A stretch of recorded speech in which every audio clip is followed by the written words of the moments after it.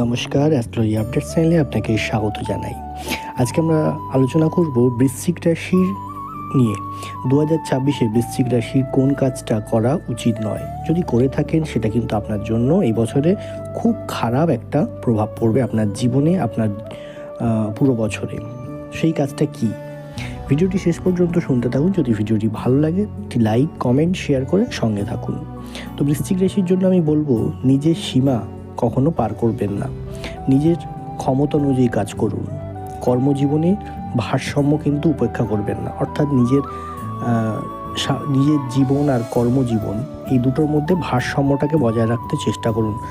তা যদি না করতে পারেন তাহলে কিন্তু আপনার জন্য ভালো হবে না। পুরনো ক্ষোভ কখনো পুষে রাখবেন না।